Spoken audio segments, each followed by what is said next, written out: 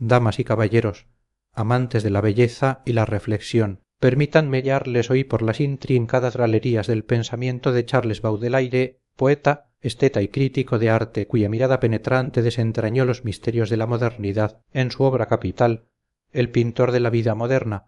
Baudelaire no sólo nos ofrece un manifiesto sobre el arte de su tiempo, sino que también nos introduce en las vidas y almas de dos figuras colosales, una casi anónima y otra legendaria, que a su manera supieron capturar la esencia fugaz y eterna del mundo que les rodeaba. Nuestra travesía comienza con una provocación. Baudelaire lamenta la ceguera de un público y unos críticos que, aferrados a la belleza universal de los maestros clásicos, desdeñan la belleza particular, la belleza circunstancial de su propio tiempo. Insiste en que no todo reside en Rafael o Racine, hay una riqueza inexplorada en los detalles de las costumbres contemporáneas, en las modas, en la moral de una época. Lo pasado es valioso no sólo por su intrínseca belleza, sino también por su valor histórico. Lo mismo ocurre con el presente, su encanto radica no sólo en su posible belleza, sino en su cualidad esencial de ser presente. Aquí Baudelaire articula una teoría racional e histórica de lo bello, desafiando la noción de una belleza única y absoluta. La belleza, nos dice, tiene siempre una composición doble, un elemento eterno e invariable cuya cantidad es difícil de determinar y un elemento relativo, circunstancial, la época, la moda, la moral, la pasión. Sin este segundo componente, la envoltura entretenida, estimulante, atractiva, del dulce divino, el primer elemento sería indigerible, inapreciable, inapropiado y no apto para la naturaleza humana. Stendhal se acercó a la verdad, aunque sobrepasando su objetivo, al decir que lo bello no es sino la promesa de la felicidad. Esta dualidad es una consecuencia fatal de la dualidad del propio hombre, siendo lo eterno como el alma del arte y lo variable como su cuerpo. Para capturar esta belleza particular, Baudelaire busca a un artista capaz de hacer un croquis de costumbres, de inmortalizar la vida burguesa y los espectáculos de la moda. Menciona a Gavarni y Daumier como cronistas talentosos del siglo XIX, comparando sus obras con complementos de la comedia humana de Balzac. Estos artistas son observadores, paseantes, filósofos, que se acercan más al novelista o al moralista que al pintor de cosas eternas. Es entonces cuando introduce la figura central de la primera parte de su ensayo, el enigmático Monsieur Ursès, Gea, quien describe como un hombre singular, de una originalidad tan pujante y decidida que se basta a sí misma. Este artista, que insiste en el anonimato, aunque se sabe que es Constantin Wyss, posee una curiosidad que es el punto de partida de su genio. Baudelaire lo retrata como un eterno convaleciente y un hombre niño, alguien que ha recobrado la capacidad infantil de interesarse vivamente por todo, absorbiendo formas y colores con una dicha casi ebria. Su mirada fija, estática ante lo nuevo, le permite ordenar y expresar, en imágenes más vivas que la vida misma, los materiales acopiados de manera involuntaria. Gia aborrece la etiqueta de artista puro, pues su interés abarca el mundo entero, no sólo el lienzo. Es un dandy en su refinamiento de carácter y su comprensión sutil del mundo, aunque su pasión insaciable de ver y de sentir lo aleja de la insensibilidad del dandy hastiado. Más bien, es un moralista pintoresco, un príncipe que disfruta de su anonimato en la multitud, esa inmensa reserva de electricidad. Desde el amanecer hasta la noche, G absorbe la vida universal a las modas cambiantes, los carruajes, los soldados, las mujeres sinuosas, los niños, todo entra en él, sin orden ni concierto, y en su mesa de trabajo, con un fuego, una ebriedad del lápiz, las cosas renacen en el papel, naturales o más que naturales, bellas o más que bellas. El objetivo de G es rescatar de lo histórico cuanto la moda contenga de poético, de extraer lo eterno de lo transitorio, la modernidad. Baudelaire critica a los artistas de su tiempo que se obstinan en vestir a sus figuras con trajes antiguos, una señal de belleza. La verdadera belleza está en la armonía entre el traje, el peinado, el gesto y la mirada de cada época. No hay que menospreciar ese elemento transitorio, fugaz, que se metamorfosea con tal frecuencia. El arte mnemónico de G es clave, dibuja de memoria, no directamente del modelo, acentuando con energía instintiva los puntos destacados o luminosos y las características principales, incluso con una exageración útil para la memoria humana. Este método, que Baudelaire compara con la barbarie inevitable, sintética, infantil de artes antiguas, permite una traducción fabulosa de la vida exterior. G trabaja con rapidez, superponiendo capas, definiendo contornos con tinta, logrando efectos sorprendentes con un método simple donde cada dibujo, incluso en sus fases tempranas, es ya un boceto perfecto. La vastedad de los temas de G se ilustra con sus anales de la guerra, donde captura la epopeya de Crimea, Turquía y España con un detalle doloroso y una amplitud siniestra. Sus dibujos de campos de batalla, tropas, hospitales y ceremonias militares son cuadros vivos y sorprendentes, calcados de la vida misma, superando a cualquier periódico. Igualmente magistrales son sus representaciones de pompas y ceremonias, las fiestas de Bairam, los cortejos solemnes, los bailarines del tercer sexo, las mujeres galantes. G capta el fasto oficial no como un mero deber lucrativo, sino con el ardor de un hombre colmado de luz y perspectiva. El militar es uno de sus temas predilectos, por la belleza que el alma del guerrero transmite a su actitud y rostro y por los vistosos adornos de su profesión. G captura la despreocupación marcial, la mezcla de placidez y audacia de quienes están preparados para morir a cada minuto, así como la simplicidad de su vida en comunidad. El dandy, para Baudelaire, no es una mera figura de moda, sino un individuo educado en el lujo que cultiva la idea de lo bello en su persona. El dandismo es la necesidad ardiente de construirse una originalidad, un culto de sí que linda con el espiritualismo y el estoicismo. Es el último estallido de heroísmo durante la decadencia, una actitud altiva de casta provocadora. La mujer es otro pilar en la obra de G. Para Baudelaire, no es simplemente la hembra del hombre, sino una divinidad, un astro, el objeto de la admiración y la curiosidad más viva. Su belleza no se reduce a la perfección física, sino que incluye todo lo que la adorna: las muselinas, los metales, los minerales que la envuelven. La mujer y sus ropas forman una totalidad indivisible. De ahí Baudelaire se lanza a un apasionado elogio del maquillaje, contrariamente a la noción rousseauniana de que la naturaleza embellece la belleza.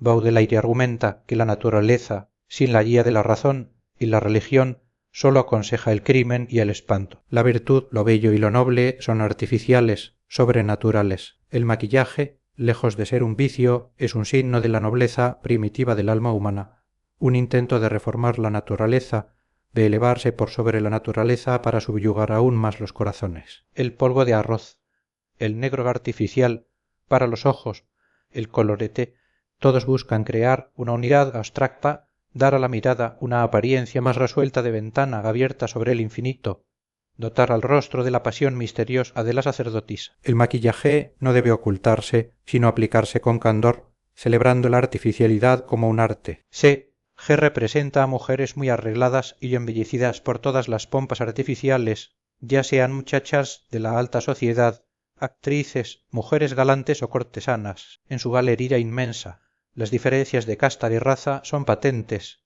pero todas comparten esa belleza particular, a veces teñida de un cansancio que hace las veces de melancolía, o de una grandeza artificial que no va más allá del gesto o la mirada. Sus dibujos de la vida galante muestran una belleza que proviene del mal, desprovista de espiritualidad, pero que en su fecundidad moral es preñada de sugerencias crueles, ásperas. Finalmente, sus composiciones de carruajes y de leiglife demuestran su conocimiento notable del arnés y la carrocería, capturando la gracia misteriosa y compleja del movimiento. Concluido el análisis de G, Baudelaire gira su mirada hacia un genio que él mismo conoció en profundidad de Eugène Delacroix. En la obra y la vida de Eugène Delacroix, el crítico rinde un homenaje supremo a quien considera el más grande pintor de su tiempo, equiparándolo a Rubens, Rafael y Veronese. Delacroix es, para Baudelaire, el que expresó con fervor y vehemencia admirables lo que por fuerza los demás habían transcrito sólo de manera incompleta: lo invisible, lo impalpable,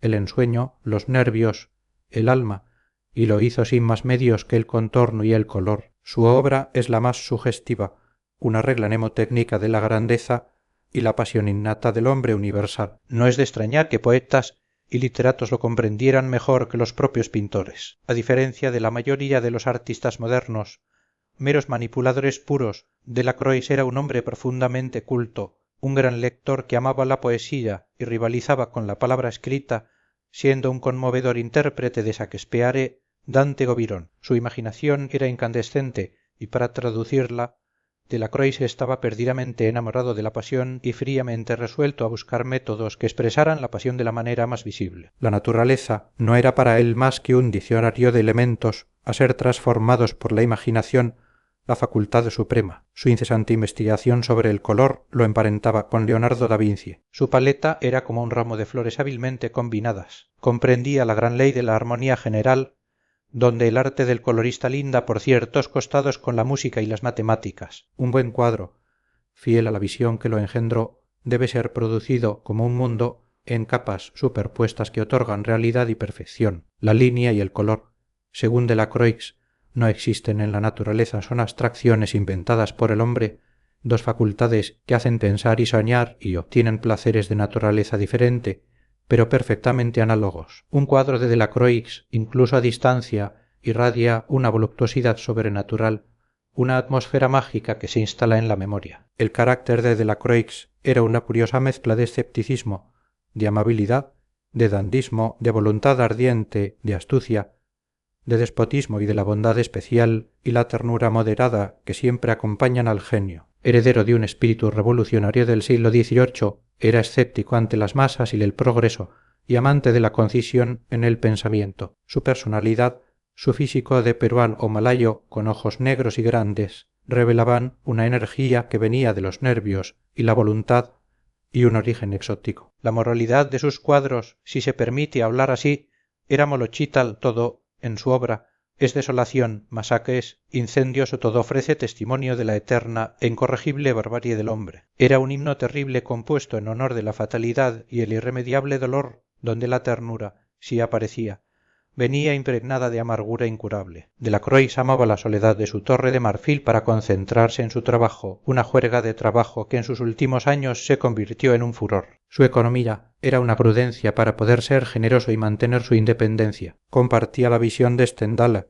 El hombre de espíritu debe esforzarse por adquirir lo estrictamente necesario para no depender de nadie. Despreciaba el dinero, regalando cuadros a los artistas pobres. Su visión de la mujer era puramente estética y utilitaria, un objeto de arte que no debía irrumpir en su vida personal, e incluso su visión de la infancia era cruda, como un monstruo cercano al pecado original. Toda su profunda sensibilidad la reservaba para la amistad, mostrando una fidelidad y firmeza inglesas. A pesar de sus críticas a otros artistas, Delacroix admiraba la energía y el trabajo de algunos contemporáneos, aunque despreciaba profundamente la pintura sucia y amarga de Paul Delaroche. Su mayor preocupación en sus últimos años era la posteridad y la incertidumbre solidez de sus obras frente a la friabilidad de los colores. Su muerte fue sentida como un apagón del intelecto, el abandono de un hombre único en la historia del arte europeo. Finalmente, en el Salón de 1859,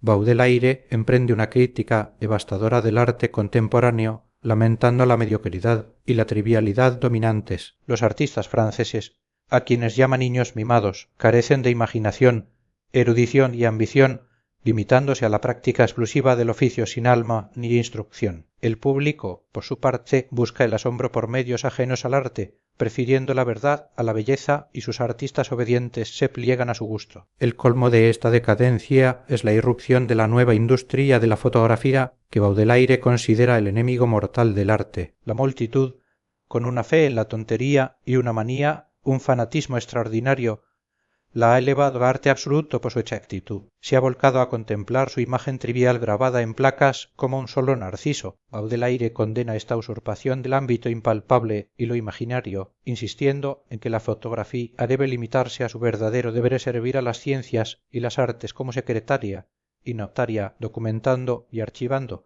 pero jamás reemplazando o corrompiendo la literatura o la pintura. Advierte sobre el contagio del bien y del mal, la acción de las masas sobre los individuos. Si el arte se prosterna ante la realidad exterior y el pintor se inclina a pintar lo que ve en lugar de lo que sueña, se produce un empobrecimiento del genio artístico francés. El público, acostumbrado a los resultados de una ciencia material, ha restringido su facultad de juzgar y sentir lo bello, que es la más etérea y la más inmaterial. En suma, el pintor de la vida moderna es un clamor por la imaginación, una defensa apasionada de la belleza en todas sus formas eterna y transitoria, una celebración de aquellos artistas visionarios como Constant Tinguis y Eugène Delacroix, que supieron y quisieron capturar el alma de su tiempo con genio y audacia y una crítica feroz a la mediocridad, la pereza y la invasión de lo industrial en el arte, que amenazaba con ahogar el divino en el espíritu humano. Baudelaire nos desafía a mirar más allá en lo evidente, a encontrar lo poético en lo cotidiano y a defender el reino de lo soñado frente a la tiranía de lo puramente visible.